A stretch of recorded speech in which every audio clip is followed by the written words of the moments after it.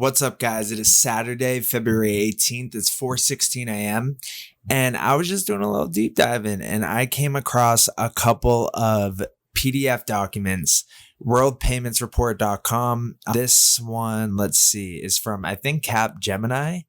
Yeah, so Capgemini Research Institute, World Report Series Payments 2022, winning with SMBs, optimizing technology and data to drive deep engagement. So let's get into it. So forward. Work, shopping, travel, entertainment, services, and commerce all look a bit different from 30 months ago, which was almost 3 years ago. The impact of global events has similarly reshaped the payments industry as individuals, governments, and businesses re-examine priorities and success strategies. After rebounding from the after effects of C-19 faster than most sectors, the long-term prospects of payments appear solid, even as rising signs of recession challenge other markets. As we mentioned in the World Payments Report 2021, the year-over-year growth in non-cash transactions is triggering the adoption of new and alternative payment products, QR codes, digital wallets, and account-to-account payments, and accelerating demand for cross-border and instant payments. This year's World Payments Report examines the growing importance of the B2B payments value chain and small to medium businesses, the global economy growth engine. Small to medium businesses represent an opportunity for payment specialists to capture a burgeoning market, yet many financial institutions have overlooked smaller enterprises to focus on retail and corporate accounts. Currently, SMBs struggle with poor cash flow and long conversion cycles, which may trigger a growth-prohibitive liquidity crisis. Moreover, during our conversations with SMBs, we learned they feel underserved by their primary banks, and nearly 90% are considering services from challenger banks and alternative providers. So we believe banks and payment service providers must innovate their front-end business-to-consumer payment capabilities and evolve their back-office payment value chains to retain a leadership position. The timing is right for payment firms to select and assemble building blocks in various combinations to satisfy customer requirements via layers of service and capabilities on a composable AI-powered platform. So this is kind of like embedded finance. So embedded finance is one of those keywords. So platform upgrades and payment hubs will lay the foundation as banks slowly but surely transition to the ISO 20022 standard form, the ISO 1522 message type. So from MT to MX. The legacy predecessor was adequate until the pandemic sparked sweeping digitalization, with some banks experiencing a greater than 90% shift to digital transactions. So further, today's financial regulations require banks to use more exacting, data-rich, quickly tracked messaging to comply with regulatory requirements. ISO 20022 will harmonize data-driven platforms, connect payment ecosystems, enabling SMBs to take advantage of change-as-you-go payment formats or plug-and-play third-party offerings, all necessary to sustain and future-proof business. Banks' adoption of the new message standard is as crucial as payment value chains become longer, more complex, and nonlinear, and transaction and interaction volumes explode. And at the same time, new technologies such as DLT are emerging. To stay in the game, payment players need to develop compatible systems to integrate DLT. This requires firms to harmonize data at technology, enterprise, ecosystem, and industry levels. While we cannot predict how digital ledgers will ultimately affect the payments industry, the World's Payments Report 2022 offers options for banks and PSPs to consider based on their appetite for investment and risk. We review strategies that may bolster core infrastructure to enable industry competitiveness, such as partnering with central banks to explore CBDC. I've been in the financial industry for around 25 years and cannot remember a more dynamic or opportunity-filled time for the payment sector. I hope our report encourages conversations among your teams and helps you formulate a strategy to more effectively capture mind share and share of a wallet within the increasingly important SMB segment. There we go. So as we go down here, you have some of the big names we all know. You got BNP Paribas, DBS, BNY Mellon. You got Amazon Web Services, Stripe, Swift, and Visa. So there we go there. So We're going to go over the executive summary. Earn SMB trust through innovation and engagement. Despite unprecedented volatility and uncertainty, the payments industry was resilient through C-19 crisis. Growing digital payment infrastructure improvements and maturity has led to accelerated adoption of innovative formats, QR codes, digital wallets, and account-to-account payments are some examples. This has resulted in demand for streamlined customer journeys and optimal payments mix, traditional and new, and value-added personalized services. So as we go down here, it talks about SMBs believe their primary banks have underserved them. Nearly 9 in 10 are considering a move as agile paytechs and big techs gain favor. These newer players are orchestrating ecosystems to bundle core payment services with both financial and non-financial offerings to give SMBs a unified value proposition. Build platform versatility to unlock payment services potential. Legacy system limitations stifle innovation, yet only 1 in 3 payment firms are ready to mothball their heritage systems. However, new platformification approaches are necessary alongside composability, a modular, responsive, and open form architecture. Incumbent firms can improve their cost base and speed to market while reducing their IT footprint via future-proof payment hubs built on API-based cloud-native open architecture.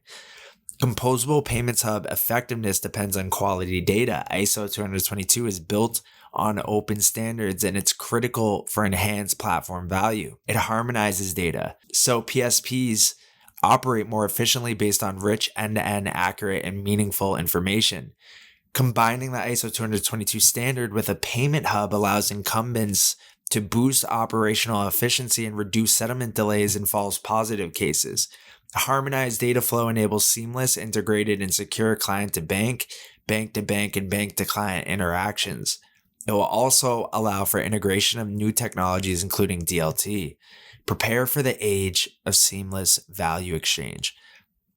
More payment executives will consider the potential of DLT, but we expect adoption rates to remain fairly level and based on careful forethought in the near to medium terms. We encourage payment players to evaluate their own innovation potential and risk aversion when considering possible DLT plays. Play 1, stay in the game with a multi-rail foundation. Play 2, bolster core infrastructure to enable industry competitiveness, such as partnering with central banks to explore CBDC. Play 3, become a DLT adoption frontrunner through ecosystem collaboration. Scale DLT use cases beyond closed-loop systems to commercialize benefits. Test programmable and smart payments related DLT use cases such as trade finance and treasury and non-banking use cases. Choose your best play. Leverage your long experience alongside agility and innovation to deliver stronger value propositions to the increasingly competitive and always important small and business segment. So then we have other things in here, and this is probably jam-packed, but it's 40 pages.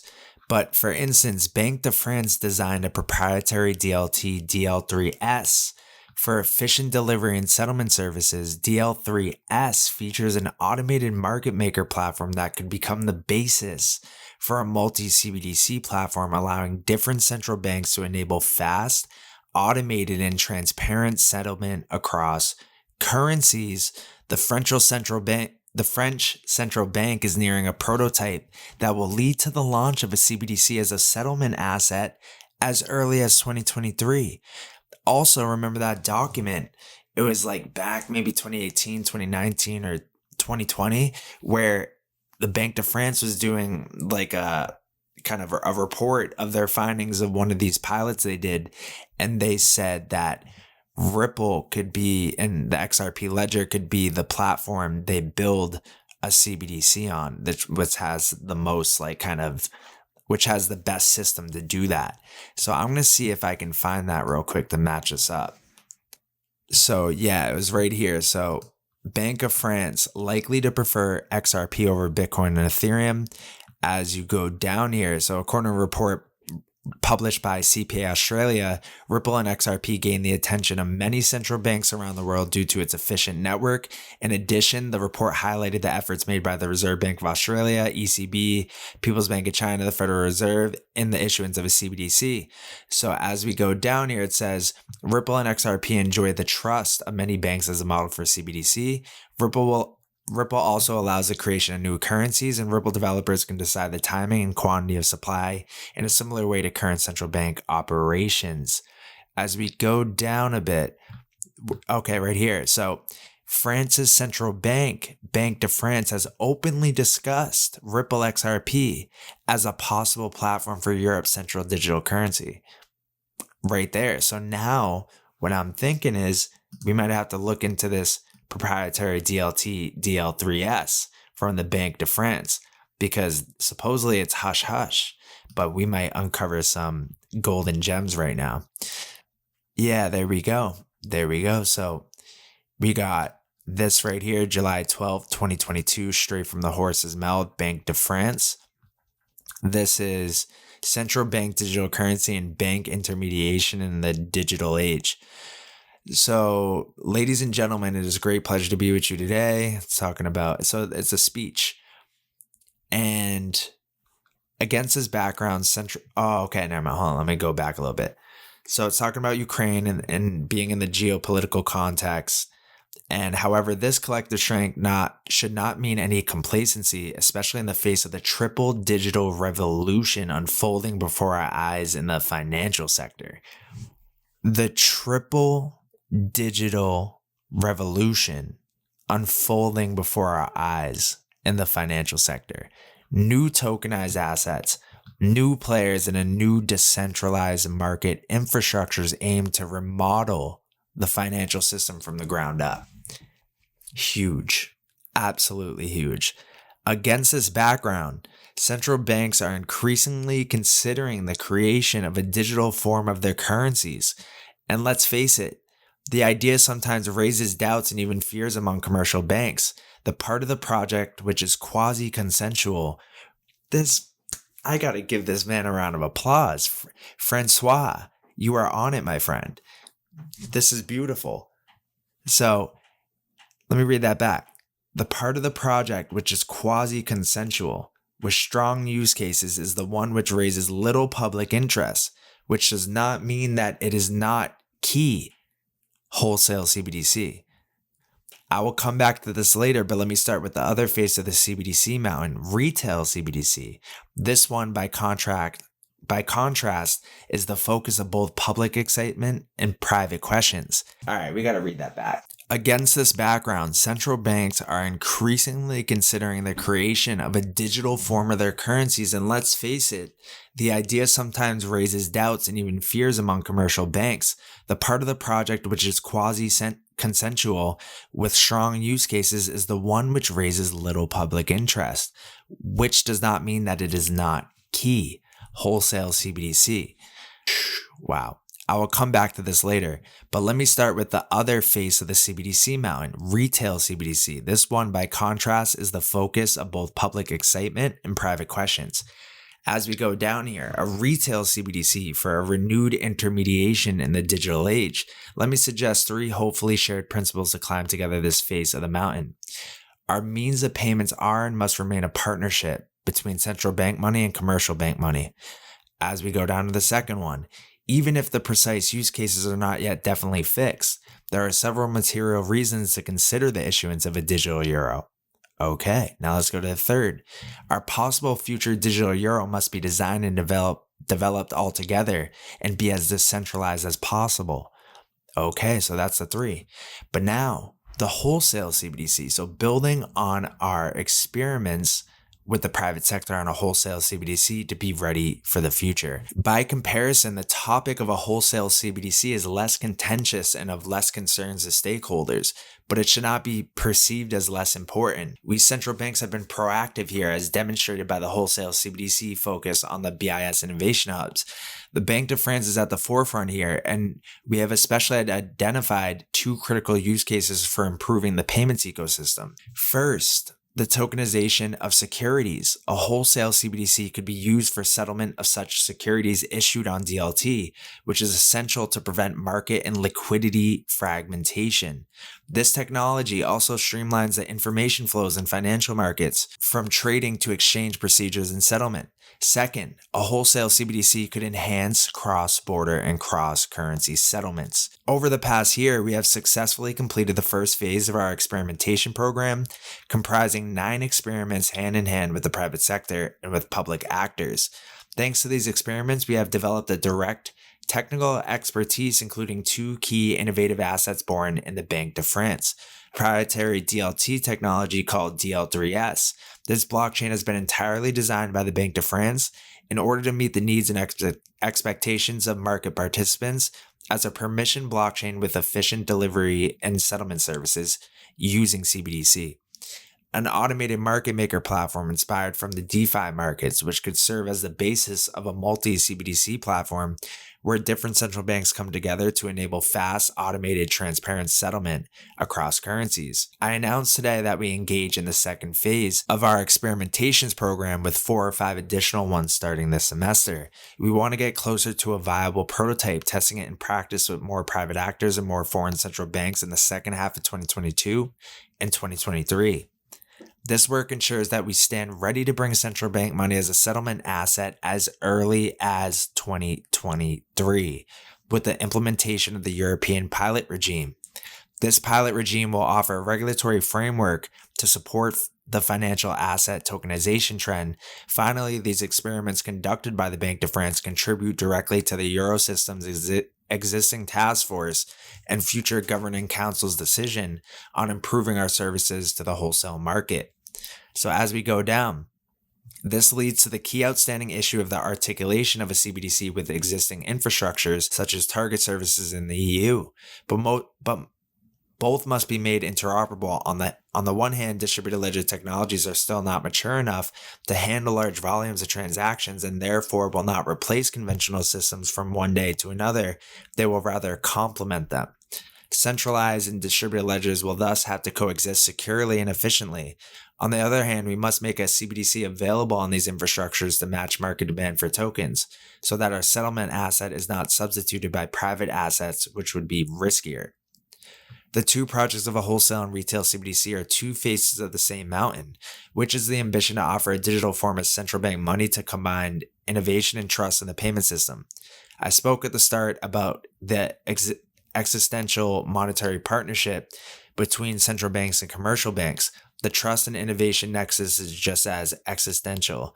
It does not entirely coincide with the former. Commercial banks can rightfully inspire confidence, as central banks are capable of innovation. The CBDC is proof of that. But one thing is for sure, it is together that we can succeed in strengthening Europe's strategic autonomy. Thank you for your attention. Boom, right there.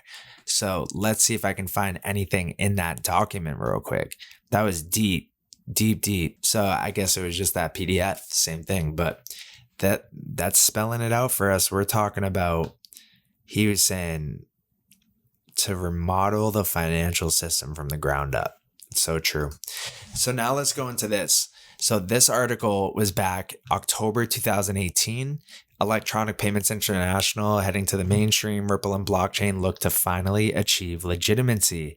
So the challenge has evolved from managing liquidity to managing velocity. So let's go down and let's read this. So I would say to me that is spelling out to us that Ripple XRP is likely to be somewhat utilized within this platform.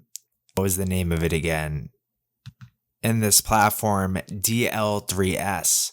So maybe there's patents out there, maybe something, but this needs to be looked into more, because if we can get confirmation on this as far as what is this kind of consists of, then we're closer to our answers here, and I'm pretty sure we already know the answer.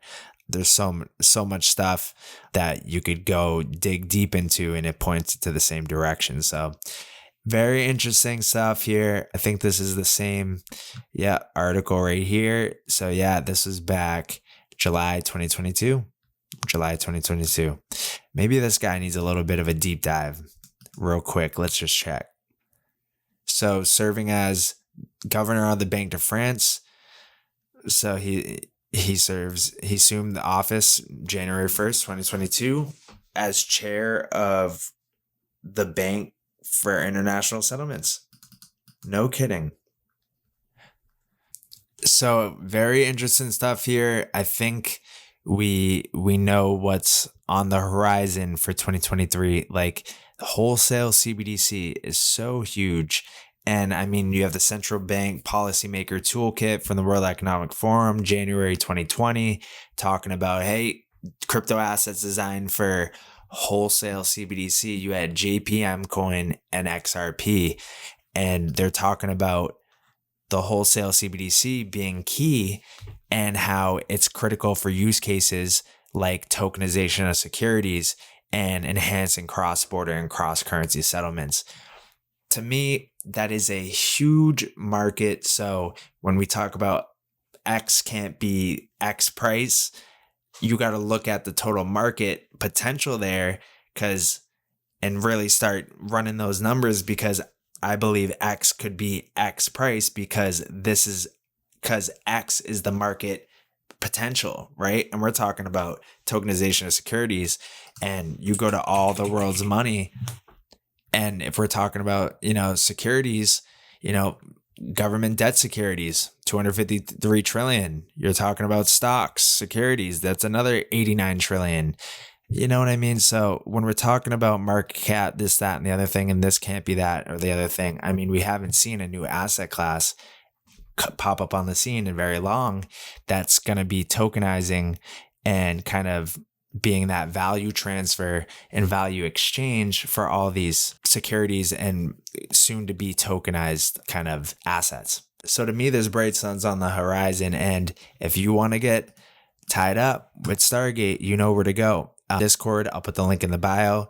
Say you want that white glove, we're ready for it. And remember, we are closing off the doors of the gate this upcoming Monday here, so a couple days, because we just got hit with a bunch of new VIPs and we have all our current VIPs. We want to make sure they're getting that white glove. So if you've been on the fence, now's the time to join, especially before the market starts kicking up again. And I'm sure by Monday, it'll be doing something spicy. So get yourself in there, and I'll see you guys in the next video.